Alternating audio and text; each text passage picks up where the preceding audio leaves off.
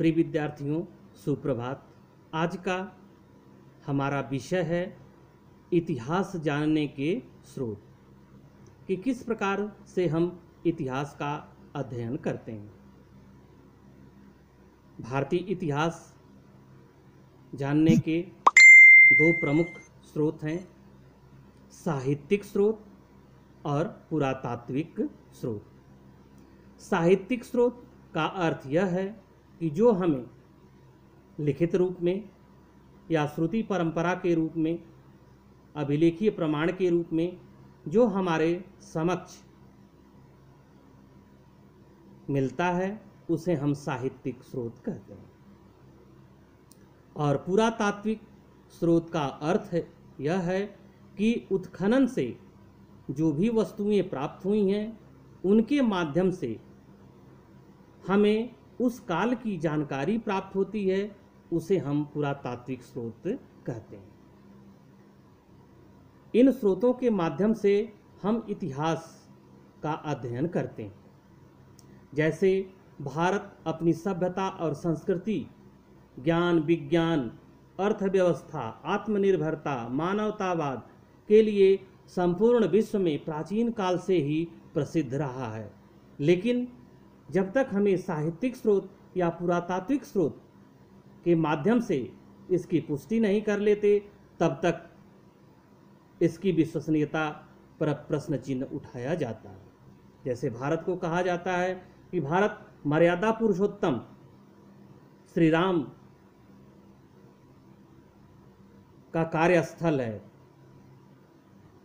भगवान कृष्ण का स्थल है, महात्मा बुद्ध की पवित्र जन्मभूमि है। तो इन सभी चीज़ों की पुष्टि हमें साहित्यिक और पुरातात्विक स्रोतों के द्वारा करनी होती है। अब हम साहित्यिक स्रोतों का सर्वप्रथम अध्ययन करते हैं कि साहित्यिक स्रोत क्या हैं। तो साहित्यिक स्रोत को दो भागों में पुनः विभाजित किया गया, देसी साहित्य और विदेशी साहित्य। देसी साहित्य के अंतर्गत उन साहित्य को रखा गया है जो इस के निवासियों ने उसकी रचना की है, जबकि विदेशी साहित्य के अंतर्गत विदेशों से आए हुए यात्रियों के वर्णनों के आधार पर हम उनका विश्लेषण करते हैं। साहित्यिक स्रोत को पुनः दो भागों में बांट करके हम देखते हैं, धार्मिक साहित्य और गैर धार्मिक साहित्य। धार्मिक साहित्य के अंतर्गत वेद, ब्राह्मण ग्रंथ, आरण्यक, उपनिषद, वेदांग, स्मृतियाँ, धर्मसूत्र और पुराण इनका प्रमुख स्थान है। साथ ही साथ जैन साहित्य और बौद्ध साहित्य से उस समय के इतिहास की हमें जानकारी मिलती है। गैर धार्मिक स्रोतों के अंतर्गत विदेशी यात्रियों के वृतांत, आत्मकथा, दरबारी रचनाएं आदि आती हैं। इस साहित्यिक स्रोत के माध्यम से उस समय की सामाजिक, आर्थिक, राजनीतिक, धार्मिक, सांस्कृतिक, बौद्धिक, वैज्ञानिक और तकनीकी विकास के संबंध में जानकारी मिलती है, क्योंकि साहित्य समाज का दर्पण है। साहित्य में उन्हीं बातों का समावेश किया जाता है जो समाज में घटित होती हैं। सर्वप्रथम हम साहित्यिक स्रोतों के अंतर्गत वेद को लेते हैं। वेद हमारा प्रमुख धार्मिक साहित्य है और आर्यों के संबंध में जानकारी का यह सर्वाधिक महत्वपूर्ण स्रोत है। वेद संस्कृत भाषा के वेद धातु से बना है, जिसका अर्थ है ज्ञानवान।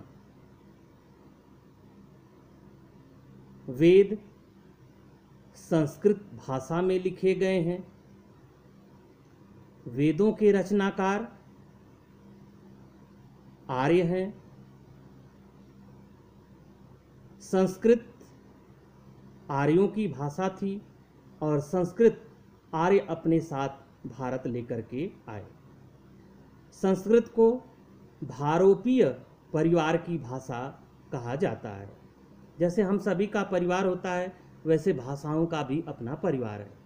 तो विश्व में 12 भाषा परिवार माने जाते हैं, जिनमें संस्कृत भारोपीय परिवार की भाषा है। संस्कृत को सभी भाषाओं की जननी कहा जाता है। वेदों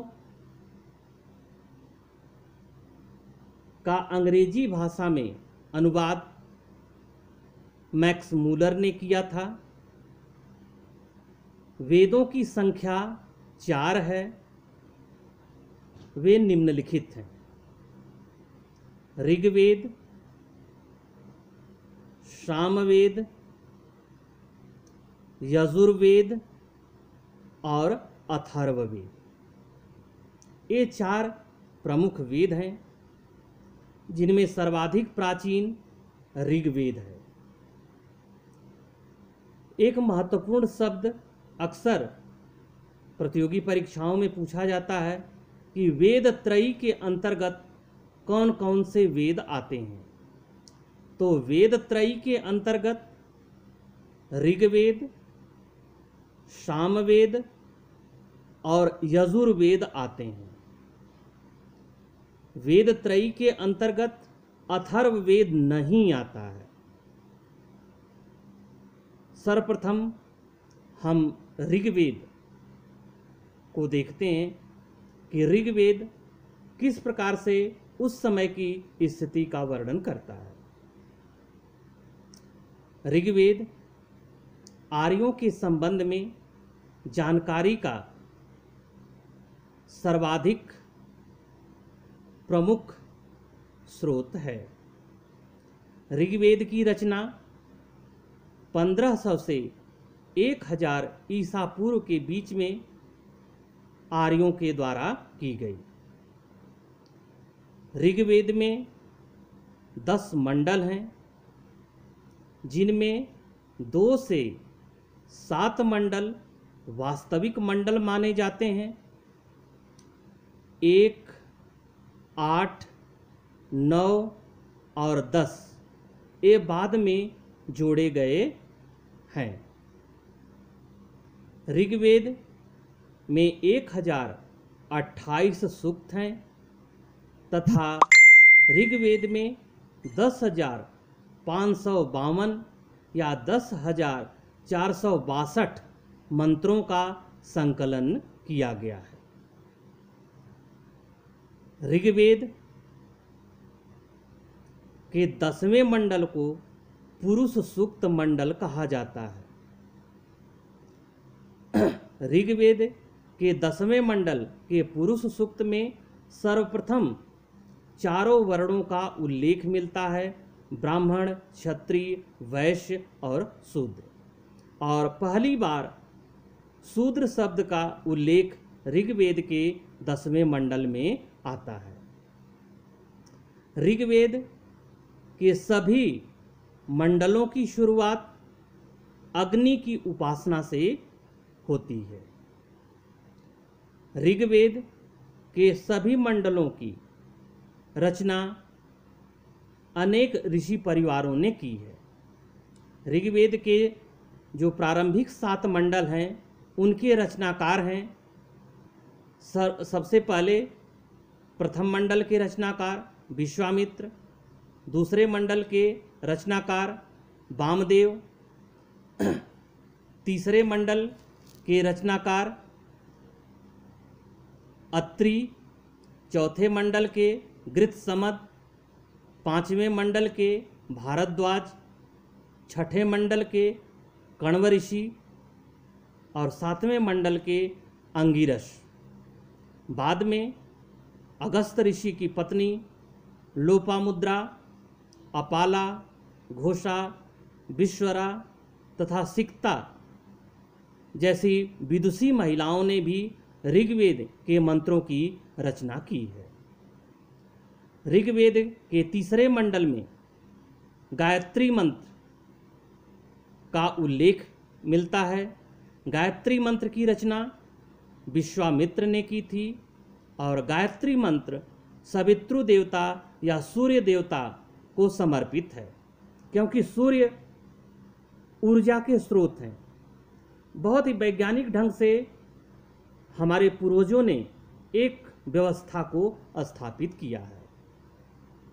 ऋग्वेद के 7वें मंडल में 10 राग युद्ध का वर्णन मिलता है, जिसमें राजा सुदास विजयी होते हैं। ऋग्वेद में जन शब्द का उल्लेख 275 बार हुआ है। जनपद शब्द का उल्लेख एक बार भी नहीं हुआ है। राज्य शब्द का उल्लेख एक बार हुआ है। ऋग्वेद में देवताओं की स्तुति से संबंधित मंत्रों का संकलन किया गया है।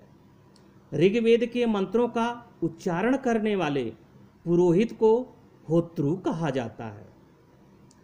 ऋग्वेद की 5 शाखाएं हैं जो निम्नलिखित हैं: साकल, वास्कल, आश्वलायन, सांख्यायन और मांडुक्य।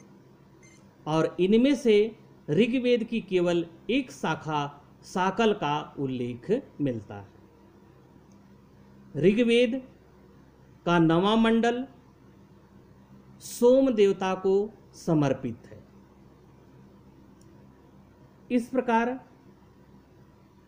हम देखते हैं कि ऋग्वेद से संबंधित जितने भी मंत्र हैं उनमें उस समय की सामाजिक स्थिति, आर्थिक स्थिति, राजनीतिक स्थिति, सांस्कृतिक स्थिति, बौद्धिक स्थिति का वर्णन हमें मिलता है। आगे और इसका विश्लेषण करेंगे, लेकिन यहाँ पर संक्षिप्त रूप से ऋग्वेद के संबंध में हम लोगों ने देखा, और ये सारे पॉइंट आप सभी लोग याद रखना, क्योंकि प्रतियोगी परीक्षाओं में यहाँ से अवश्य ही प्रश्न पूछे जाते हैं। नेक्स्ट आगे सामवेद, यजुर्वेद और अथर्ववेद के संबंध में अलग नेक्स्ट वीडियो में हम लोग उसका अध्ययन करेंगे। Thank you.